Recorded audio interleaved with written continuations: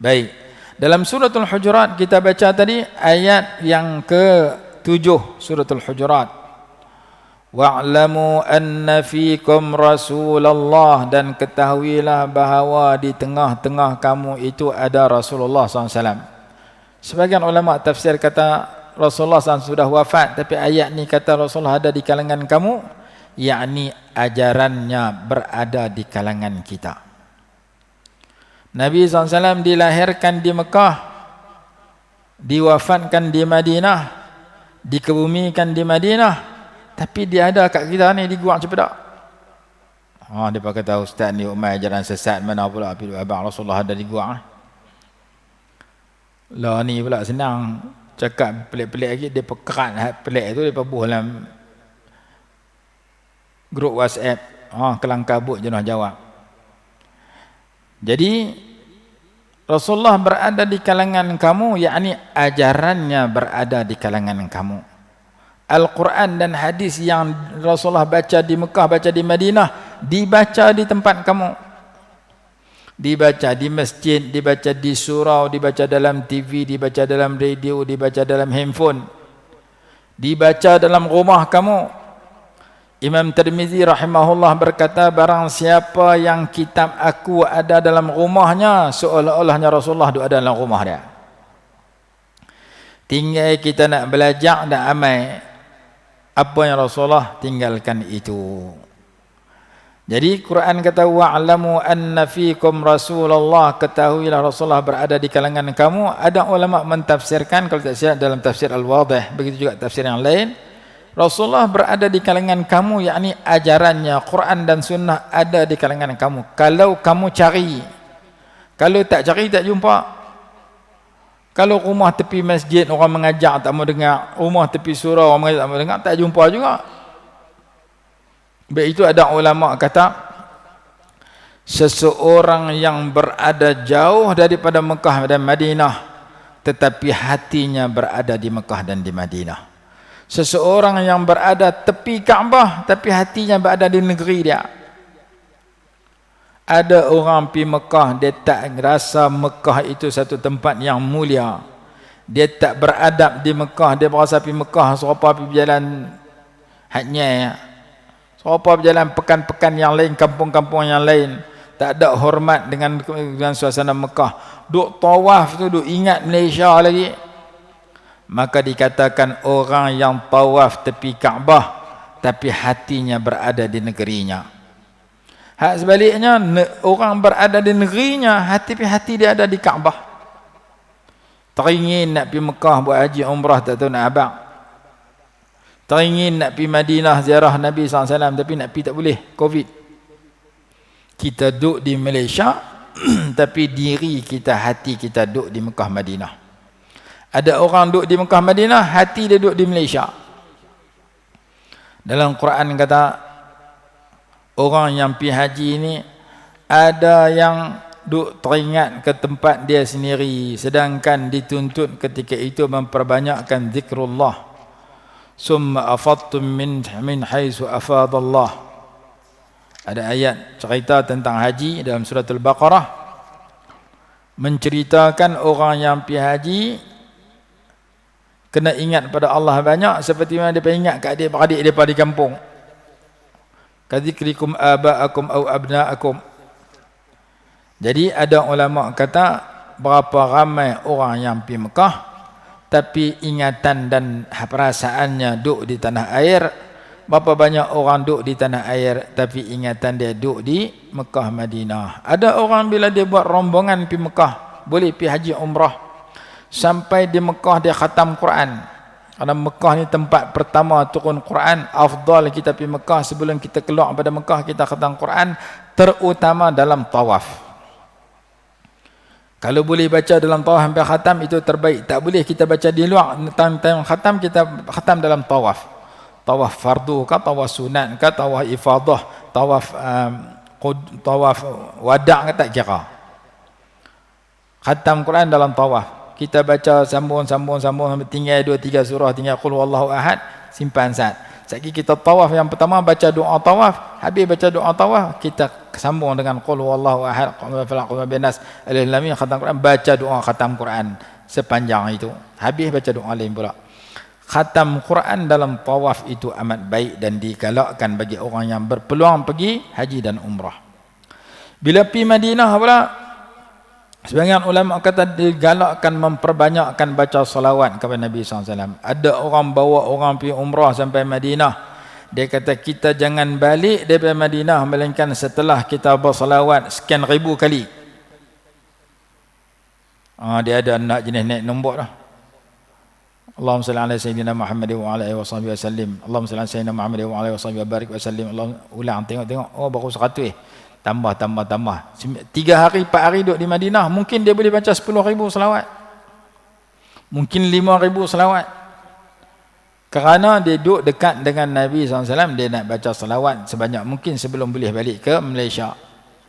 Di Mekah dia banyak baca khatam Quran sampai tawaf sunat dan sebagainya. Di Madinah dia banyak selawat. Dia target sekian-sekian ribu kali. Duduk di Malaysia duduk kira menyanyi ya, tak ada nak selawat. Duduk kira kot lain, sembang kot lain. Balik main Malaysia. Balik main Malaysia nak pi pula tak boleh pi. Nak pi Mekah tak boleh. Nak pi Madinah tak boleh. Nak pi haji tak boleh, nak pi umrah tak boleh. Tetapi kalau kita boleh bersikap di Malaysia macam kita duduk sana, itu lebih baik. Di saat di Mekah, Madinah memang tempat orang buat ibadat pun. Mekah, Madinah sebelum semayang meneru orang pergi masjid nak semayang jemaah. Musim haji, musim umrah, musim Ramadan, berlambak-lambak orang pergi semayang jemaah. Tempat kita ni tak ada. Hak keluar pergi pasar banyak. Pergi semayang jemaah tak banyak. Maka kita boleh hidup di Malaysia macam hidup di Mekah Madinah. Di Mekah Madinah orang banyak khatam Quran. Di Mekah Madinah orang banyak baca salawat. Kita boleh duduk di Malaysia, di rumah kita, di kampung kita, di taman kita, macam kita duduk di Mekah Madinah. Kita boleh bersikap macam sikap kita di Mekah Madinah. Itu yang terbaik. Dalam hadis kata anta'budallaha ka'annaka tarah fa in lam takun tarahu fa innahu yarak. Kamu mengabdi al-ihsan wa anta'budallaha ka'annaka tarah. Ihsan itu kamu mengabdikan diri pada Allah seolah-olahnya kamu nampak Allah. Kalau kamu tak nampak Allah, ketahuilah Allah nampak kamu. Orang yang pergi Mekah Madinah, dia berjalan di Mekah Madinah macam dia nampak Rasulullah, macam dia hidup zaman Rasulullah, macam dia duduk dengan di kalangan sahabat. Dia jaga dengan Rasulullah di Mekah Madinah. Dia ziarah Rasulullah setelah Rasulullah wafat macam dia ziarah Rasulullah ketika Rasulullah masih hidup.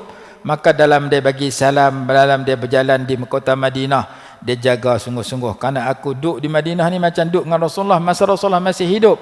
Dan Nabi SAW pesan dalam sebuah hadis, man zarani ba'da mamati faka'annama zarani fi hayati. Siapa yang menziarahi aku setelah aku wafat, seolah-olahnya dia menziarahi aku ketika aku masih hidup.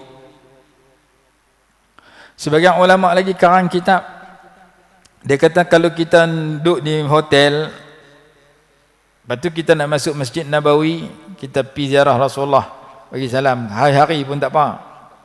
Tapi kalau kita berjalan luar hotel, mungkin kita berjalan nak pergi beli barang, atau kita jalan nak pergi Baqi', atau kita jalan nak pergi naik kereta, nak pergi Quba dan mana. Sewaktu kita berjalan di luar Masjid Nabawi, tiba-tiba kita terpaksa melintas di tepi kubah hijau.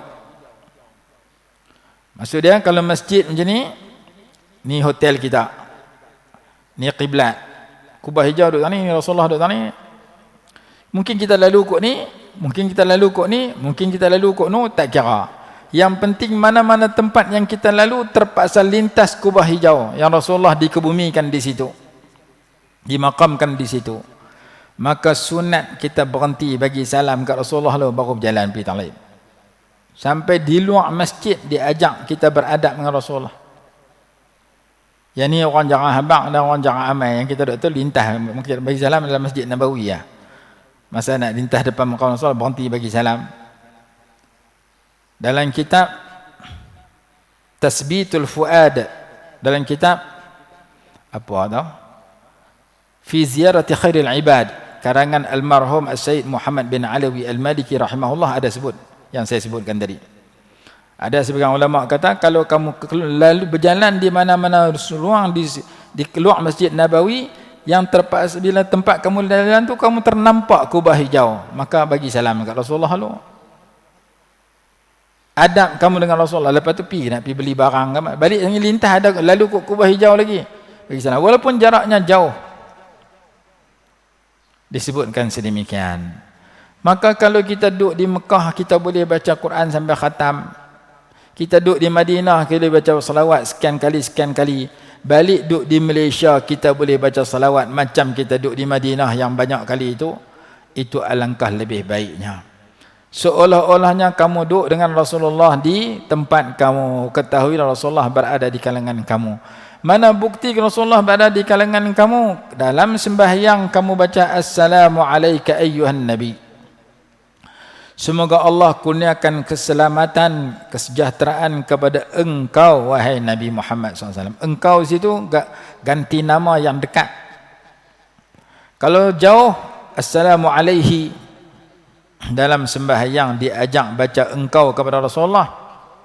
Seolah-olah Rasulullah dekat dengan kita. Dan setiap apa yang kita buat, setiap individu yang umat baginda buat, Allah Ta'ala bagi tahu kepada Rasulullah tentang perbuatan kita.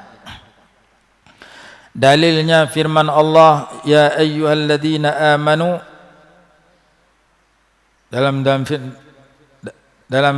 dalam surah, bukan surah apa tu, surah Al-Ahzab. Inna arsalnaka syahidan wa mubasyiran wa nadhira wa da'iyan ila Allah biiznihi wa sirajan munira. Inna arsalnaka syahidan, sesungguhnya kami utuskan engkau sebagai seorang syahid, sebagai seorang saksi. Syahidan ay hadiran, kata sebagian ulama, orang yang menjadi saksi terhadap perbuatan umat dia. Dalam sebuah hadis dikatakan Nabi SAW bersabda, tu'radu a'malu ummati kulla yaum, dipamerkan kepada aku akan amalan setiap umat aku pada setiap hari. Fa in wajadtu khairan hamidtullaha, jika aku dapati amalan itu baik, dia buat baik, aku memuji Allah.